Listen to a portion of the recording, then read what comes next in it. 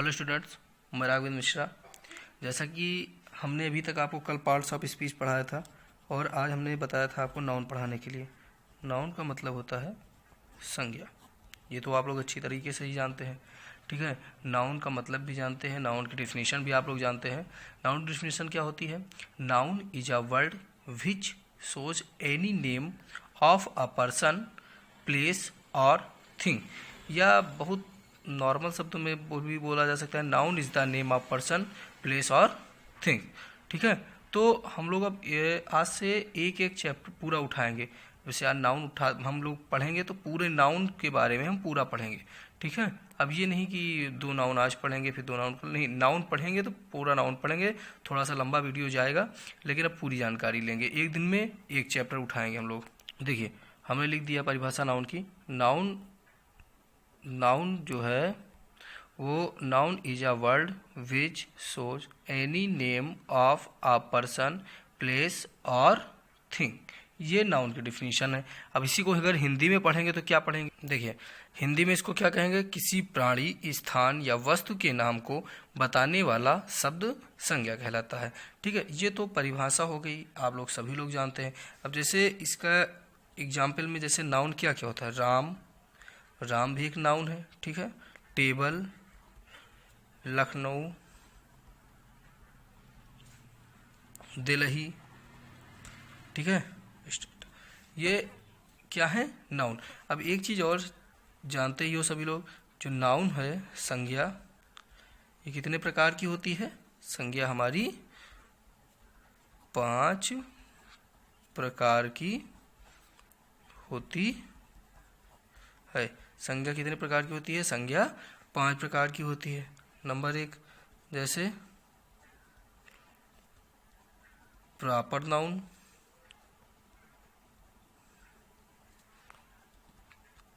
Common noun,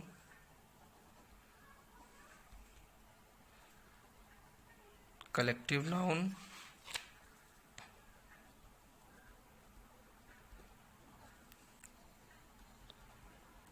material noun और आखिरी क्या होती है? Abstract noun. ये 5 संज्ञाएं होती। चलिए देखिए, कैसे पहला था कि हमारा प्रॉपर नाउन। प्रॉपर नाउन को क्या बोलते हैं? व्यक्तिवाचक संज्ञा। दूसरा कॉमन नाउन, कॉमन नाउन को क्या बोलते हैं? जातिवाचक संज्ञा।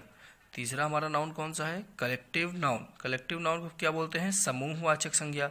फिर मटेरियल नाउन। मटेरियल नाउन का मतलब क्या हो गया? धातुवाचक संज्ञा या पदार्थवाचक संज्ञा। और उसके बाद 5वां होता है एब्स्ट्रैक्ट नाउन, मतलब भाववाचक संज्ञा। अब चलो हम ये तो पूरा हो गया। अब इसमें से हम एक एक को उठा के देखते हैं कौन से संज्ञा कैसे हम पहचानेंगे। जैसे हमारा पहला हो गया प्रॉपर नाउन। प्रॉपर नाउन मतलब हो गया व्यक्तिवाचक संज्ञा।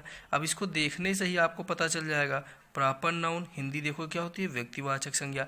तो ऐसे ही आपको पता चल गया होगा कि इस संज्ञा में क्या पता चलता है, क्या आता है इस संज्ञा से। तो अब जैसे इसमें व्यक्तिवाचक संज्ञा है तो इससे क्या पता चलेगा कि किसी विशेष व्यक्ति के बारे में। ऐसी संज्ञा जिससे हम किसी विशेष व्यक्ति या विशेष वस्तु के बारे में जिससे हमको पता चलेगा, मतलब या कोई स्थान होगा जो विशेष होगा तो उसके बारे में पता चलेगा, तो वो क्या होता है? प्रॉपर संज्ञा, ठीक है। चलिए देखिए, इसकी हमने प्रॉपर नाउन की देखिए डिफिनेशन लिख दिया है। The name that shows the particular person, place और थिंग्स। मतलब किसी विशेष प्राणी, मतलब कोई विशेष व्यक्ति हो, विशेष स्थान या विशेष वस्तु के नाम को दर्शाने वाले शब्द को क्या कहते हैं? Proper noun. जैसे इसका एग्जाम्पल क्या होगा? जैसे मान लीजिए हम एक लिख देते हैं मोहन। मोहन क्या है? एक नाम है ना। तो जब नाम है तो क्या हो जाएगा? वो विशेष ही तो हो गया। जैसे उसको बुलाया जाता है मोहन, यहाँ ये मतलब उसको नाम लेकर मोहन क्या है? विशेष है, ठीक है। जैसे और हो गया भोपाल। भोपाल क्या है? एक शहर है, शहर, ठीक है। इंडिया क्या है? एक देश है, ठीक। और मान लीजिए संडे। संडे क्या है? एक विशेष दिन है। अब जैसे डे बोल दिया जाएगा, डे माने होता है दिन, तो दिन बहुत होंगे, लेकिन संडे मतलब रविवार। रविवार तो विशेष अकेले ही होता है ना। तो ये एक ही हो गया, ठीक है। उम्मीद करते हैं आप लोगों को समझ में आ जाएगा। जहाँ पे किसी विशेष प्राणी, विशेष वस्तु या विशेष स्थान का दर्शाने वाले शब्द आते हैं वहाँ पे प्रॉपर नाउन मतलब व्यक्तिवाचक संज्ञा होती है। दूसरे नंबर पे हमारा आता है कॉमन नाउन। कॉमन नाउन का मतलब हमारा होता है जातिवाचक संज्ञा। अब इसको भी आपको पता ही चल गया होगा कि जातिवाचक संज्ञा क्या होगी। जातिवाचक संज्ञा जहाँ पे जाति का बोध हो वहाँ पे जातिवाचक संज्ञा। अब लेकिन आप लोगों के मन में एक ही चीज़ आ सकता है, अब जाति में बोल सकते हो कि हिंदू, मुस्लिम, सिख, ईसाई धर्म जाति, या ब्राह्मण, क्षत्रिय, वैश्य, शूद्र, इस टाइप में। ये जाति इस तरह की जाति नहीं है कि हम यादव हैं, हम गुप्ता हैं, हम मिश्रा हैं, हम ये हैं, ये वाली जाति इसमें नहीं आएगी। इसमें व्यक्ति विशेष की जाति आती है। चलिए देखिए, कॉमन नाउन क्या है? जातिवाचक संज्ञा। इसमें a common noun is the name of any person, place और thing of the same kind. मतलब ऐसे संज्ञा शब्द जो कि संपूर्ण जाति का बोध कराएं वो क्या कहलाते हैं? जातिवाचक संज्ञा। अब इसमें जाति के लिए जैसे अभी हमने बताया था आपको, वो वाली जात नहीं है। इसमें कौन सी जाति होगी? इसमें जात होगी जैसे बॉय। बॉय माने क्या होता है? लड़का। अब कोई भी लड़का हो, अब चाहे मोहन हो, चाहे सोहन हो, चाहे रोहन हो, चाहे जो भी हो, सभी लड़का एक जाति है। तो जहाँ पे लड़के शब्द बॉय लड़का का यूज हो जाएगा वहाँ पे कॉमन नाउन हो जाएगा। अब ऐसे ही हो जाएगा गर्ल। गर्ल में लड़की चाहे सीता हो, चाहे राधा हो, चाहे गीता हो, कोई भी हो, है तो वो लड़की ही ना। तो जितनी भी लड़कियाँ, लड़की गर्ल जहाँ होगा वो क्या हो जाएगा? कॉमन। अब जैसे इसी में आ जाओ मैन, आदमी, है ना, मैन आदमी हो गया। आदमी भी, ये भी क्या है? आदमी भी के भी कई नाम होते हैं, तो ये भी क्या हो गया? Common noun. ये चीज़ तो ये भी समझ में आया होगा। मतलब जहाँ पे किसी की ऐसे संज्ञा शब्द जहाँ पे जाति का पदवाचक, जाति का यूज हो जाता है वहाँ पे जातिवाचक संज्ञा कहते हैं। जैसे बॉय, गर्ल, मैन। अब आगे हम देखते हैं तीसरा क्या है। अब जैसे इसी में तीसरा है कलेक्टिव नाउन, समूहवाचक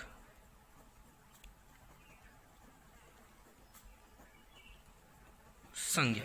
ठीक है, कलेक्टिव नाउन समूहवाचक संज्ञा। अब इससे क्या पता चलेगा? ऐसे ही पता चल गया कि इसमें किसी समूह का ही बोध होगा। तो चलिए इसकी हम डिफिनेशन लिखते हैं। व्हेन थिंग्स और पर्सन्स ऑफ सेम काइंड्स और collected in a group, especially called by a name, is called collective noun। Noun. चलिए देखिए इसकी हिंदी भी देख लीजिए। किसी विशेष वस्तुओं और प्राणियों के समूह को विशेष नाम से पुकारा जाना ही समूहवाचक संज्ञा कहलाती है। जैसे अब इसको आप सोच रहे होंगे कि इतनी बड़ी डिफिनेशन है, ये इसका मतलब क्या हो जाएगा? कलेक्टिव नाउन मतलब समूहवाचक संज्ञा। इतना ही केवल इतना याद रखो। और अभी हम देखिए एग्जाम्पल से आपको समझा रहे हैं। जैसे एक हो गया क्लास। क्लास को तो सभी लोग जानते हैं। क्लास माने क्या होता है? कक्षा। कक्षा का मतलब क्या हुआ? जहाँ पर बच्चों का समूह, मतलब बच्चे जहाँ पे, जब इस विद्यार्थियों का समूह। आप लोग क्लास में आते हैं, बैठ के जब पूरा बैठते हो आप सभी लोग, तो क्या कहलाती है? एक क्लास। ठीक है। और अलग अलग अगर रहते हो, अपने घर में अगर अलग अलग रहते हो तो क्या होते हो आप लोग? जैसे हो तो बच्चे हो, स्टूडेंट हो, तो क्लास में जैसे हम कहते हैं हम क्लास 4th में पढ़ा रहे हैं, तो क्लास 4th मतलब कक्षा 4 के सभी बच्चों को। तो बच्चों का जो, विद्यार्थियों का जो समूह होता है वो कहलाता है क्लास। इसी में एक देख लो टीम। टीम का मतलब क्या हो गया? अब जैसे मैच खेलने जाते हो वहाँ बोलते हैं, या फुटबॉल खेलते हो कहते हो ये हमारी टीम है। तो टीम, जैसे क्रिकेट के मैच में 11 खिलाड़ी होते हैं, तो 11 खिलाड़ियों की टीम मतलब 11 खिलाड़ियों का एक समूह, मतलब 11 खिलाड़ी जहाँ एकत्रित होकर एक साथ खेलेंगे वो हो जाएगी टीम। ठीक है, तो समझ में आ गया होगा ये है कलेक्टिव नाउन। ठीक है, इसी में हाँ एक और लोग कर लो, इसी में आता है आर्मी।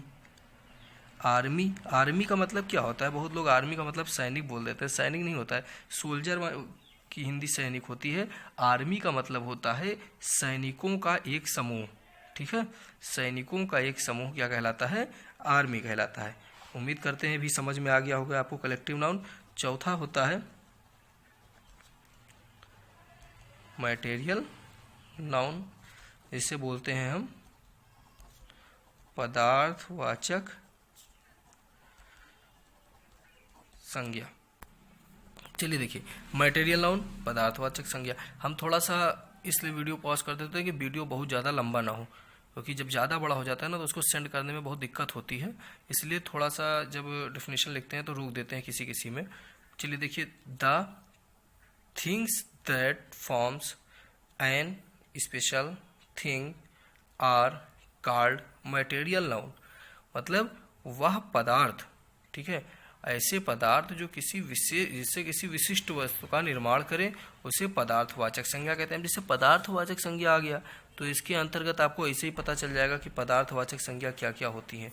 इसमें पदार्थवाचक संज्ञा क्या क्या है। तो पदार्थवाचक संज्ञा में क्या, जैसे हमारा पदार्थ क्या क्या होता है? गोल्ड, गोल्ड का मतलब जानते हैं सभी लोग, गोल्ड माने क्या होता है? सोना। सिल्वर, सिल्वर क्या हो जाएगा? चांदी। ठीक है, इसी में वीट माने गेहूं। जितने भी पदार्थ हैं, ठीक है, ये सभी चीजें क्या कहलाती हैं? पदार्थवाचक संज्ञा। अब हम आते हैं एब्स्ट्रैक्ट नाउन पे।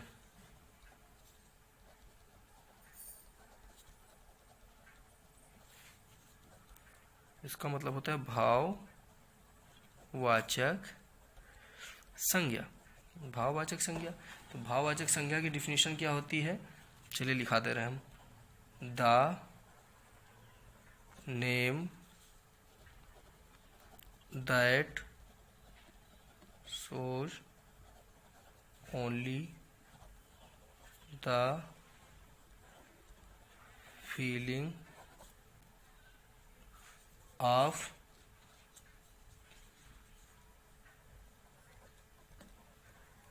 emotions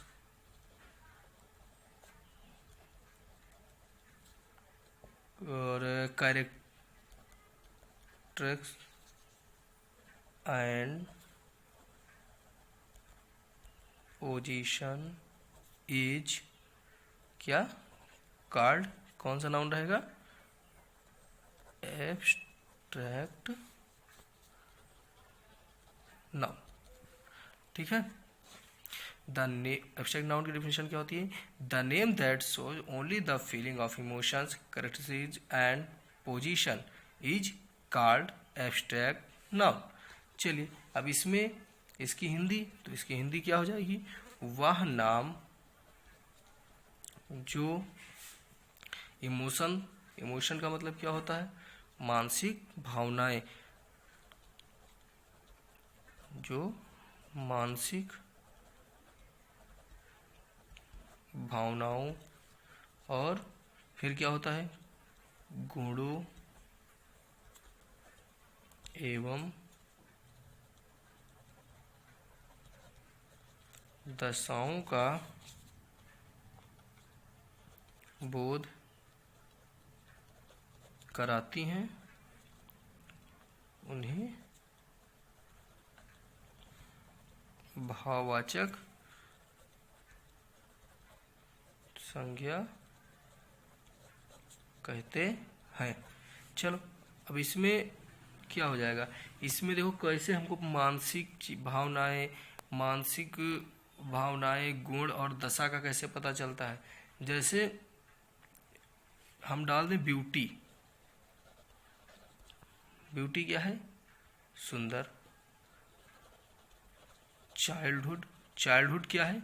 बचपन, है ना, बचपन क्या है, बचपन हो गया, ब्यूटी हो गया, बचपन मतलब एक ये भाव है, जैसे कहते हैं इनके अंदर बहुत बचपना है ना, तो वही चीज़ है चाइल्डहुड। और ओल्ड एज, वृद्ध बहुत हो गए, तो उनके अंदर जो हमारी मानसिक भावनाएं होती हैं, हमारे गुण होती है, या हमारी दशा जिसके द्वारा हमें पता चलता है, वो हमारे आते हैं एब्स्ट्रैक्ट नाउन। ठीक है, अब इसी में आगे आता है नंबर। नंबर माने होता है वचन, ये तो सब लोग जानते होंगे, बहुत पहले से ही पढ़े हो इसको। नंबर कितने प्रकार के होते हैं? नंबर 2 होते हैं, सिंगुलर नंबर और प्लूरल नंबर। इसे बोल सकते हो एक वचन, इसे बोल सकते हो बहुवचन। ठीक है, अब एक वचन क्या होता है, जैसे बॉक्स हो गया, बॉक्स माने क्या होता है, क्या होता है बताइए, बॉक्स का क्या हो जाएगा, बॉक्सेस। ठीक है, मैंगो, मैंगो की हिंदी क्या होती है, इसको भी बताइए, मैंगो का क्या हो जाएगा, मैंगोज। ठीक है, तो ये सब चीज़ें एक वचन से बहुवचन जो पहुंच जाता है। ठीक है, जैसे लेडी, लेडी माने क्या होता है बताओ, लेडी माने क्या होता है, मन में देखिए, कुछ चीज़ें खुद ही पढ़िए। लेडीज हो गया, ठीक है, और इसी में हम देखते हैं बस, देख लेते हैं, बस का क्या हो जाता है, बसेस। वैसे भी इसके भी कई नियम होते हैं, सिंगुलर और प्लूरल करने के भी कई नियम होते हैं। ठीक है, कि बहुत लोग कहते हैं आखिरी में केवल ईएस लगा दो हो जाएगा, सब में ईएस नहीं लगता है, कुछ में ईएस लगेगा, बाकी सब में ईएस नहीं लगेगा। अगर जैसे देखिए, इसको हमने बताया जिन सिंगुलर में, ऐसे सिंगुलर जिनके अंत में वाई हो, ठीक है, ऐसे सिंगुलर जिनके अंत में वाई हो, तो वाई को हटाकर उनकी जगह पे आई ई एस लगा देते हैं। ऐसे सिंगुलर जिनके अंत में वाई हो, तो वाई को हटा के आई ई एस लगा देते हैं। जैसे अभी हमने ऊपर लिखा लेडी, तो लेडी में वाई को हटा के हमने क्या कर दिया, ले डीज। आर्मी जैसे हो गया, तो आर्मी को हमें वाई को हम हटा के क्या कर देंगे, आर्मीज। एक तो हमारा ये हो गया, ठीक है। एक दूसरा इसी में ई एस, जो हम ई एस लगाते हैं, ये तो बहुत ही नॉर्मल है, ये सभी लोग जानते हैं। मतलब इसमें समझ लो कि अगर अंत में एस है, एस एच है, या सी एच है, या ओ है ना, ये आते हैं तो उनमें ई एस लगा देते हैं। ठीक, जैसे ए डबल एस एस, ठीक, एस के अंत में क्या होता है, एस एस। ठीक है, फिर मैंगो,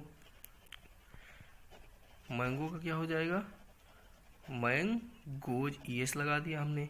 इसी का एक तीसरा होता है वी ई एस लगता है इसमें, ठीक है। मतलब इसमें यह होता है कि अंत में, अगर अंत में एफ या एफ ई, एफ या एफ ई आता है, तो उसकी जगह पे क्या लग जाता है, वी ई एस।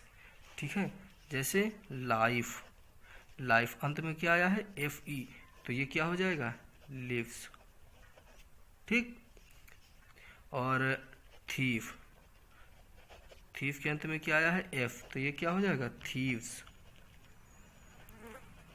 समझ में आ रहा होगा ना ये, कि अगर अंत में ये आ रहे हैं तो ये भी हो जाते हैं। ठीक है, अब उसके बाद में हम ई और देखते हैं, इसका 3 हो गया। 4 नंबर पे देखो, अगर ई एन आया है, ई एन का प्रयोग हुआ है, तो ई एन में सॉरी, केवल अगर, हाँ, ऑक्स, ऑक्स माने बैल होता है, ये जानते हो, ऑक्स के साथ ही हमें ऑक्सन लगता है। मतलब ओ एन ई, जो ई एन है, ई एन का प्रयोग, ई एन का प्रयोग केवल ऑक्स के लिए होता है ना। ऐसे ही पांचवें में, ऐसे जैसे ई एन का प्रयोग केवल आस के लिए होता है, वैसे आर ई एन, रेन, ठीक है, का प्रयोग केवल चाइल्ड के साथ होता है, चाइल्ड के साथ होता है। आज का प्रयोग केवल चाइल्ड, इसे हम क्या लिखते हैं, चाइल्ड का क्या हो जाता है, चिल्ड्रन, मतलब आर ई एन जो है वो केवल चाइल्ड के साथ में ही लगता है। इसी तरह से जो है, ठीक है, इसी तरह से आइस, आइस का प्रयोग केवल माउस और लूज के साथ किया जाता है, ठीक, के साथ। जैसे क्या हो जाएगा, माउस का क्या होता है, माइस, लूज का राइस, ठीक है, मतलब आइस का प्रयोग केवल इन दोनों के साथ यूज होता है, ठीक है। फिर जैसे डबल ओ का डबल ई, इनका जो है प्रयोग टूथ, फूड या गोज में किया जाता, मतलब जहाँ पे डबल ओ रहेगा वहाँ पे उसकी जगह पे डबल ई हो जाता है। ये किन किन मतलब शब्दों में यूज होता है, टूथ में, फूट में और गोज में। जैसे टूथ का क्या हो जाएगा, टीथ, है ना, फूट का क्या हो जाएगा, फीट, और गोज का गीज, ठीक है। अब इसी में ए जो है ई में कैसे बदलता है, ये भी देखो, ई में केवल मैन और वोमेन, वुमेन में होता है, मैन और वुमेन में होता है। जैसे मैन का क्या हो जाता है, मेन, और वुमेन का वुमेन, ठीक है ये। और इसके बाद में जितने बचते हैं, इसके अतिरिक्त जितने भी शेष बचते हैं उनमें हम क्या करते हैं, केवल एस लगा देते हैं, केवल एस लगाते हैं, बहुवचन बनाने के लिए केवल एस लगा देते हैं। जैसे बुक हो गया तो बुक का क्या हो जाता है, बुक्स, है ना। बोट, बोट का क्या हो जाता है, बोट्स, है ना। आई का क्या हो जाता है, आईज, ठीक है। ये चीजें, ये समझ में आ गया। इसके बाद में अगला पड़ता है हमारा जेंडर। जेंडर, इसको सब लोग जानते हो, जेंडर माने क्या होता है, लिंग। कितने प्रकार की ये होती है, 4 प्रकार की, ठीक है। जेंडर कितने प्रकार की होती है, 4 प्रकार की। तो पहले हम जेंडर की डिफिनेशन देख लेते हैं। तो जेंडर की डिफिनेशन क्या होती है, द नेम ऑफ पर्सन्स और animals that indicate their sex is called gender। मतलब इसकी हिंदी, जिस शब्द में किसी प्राणी के लिंग का पता चले उसे जेंडर कहते हैं। ठीक है, ये होते कितने प्रकार के हैं? चलिए देखिए, जेंडर कितने प्रकार के होते हैं? जेंडर जो होते हैं 4 प्रकार के। कौन कौन से? मैस्कुलिन जेंडर जिससे हम बोलते हैं पुल्लिंग, फेमिनिन जेंडर जिससे हम बोलते हैं स्त्रीलिंग, कॉमन जेंडर जिससे हम बोलते हैं उभयलिंग, और न्यूट्रल जेंडर जिससे हम बोलते हैं नपुंसकलिंग। तो जेंडर कितने प्रकार के होते हैं? 4। कौन कौन से? Masculine gender, feminine gender, common gender और न्यूट्रल जेंडर। अब चलो हम सभी जेंडरों को अब एक एक करके समझते हैं। मैस्कुलिन जेंडर मतलब क्या होता है? जिसमें पुरुष जाति का बोध होता है। ठीक है, जिसमें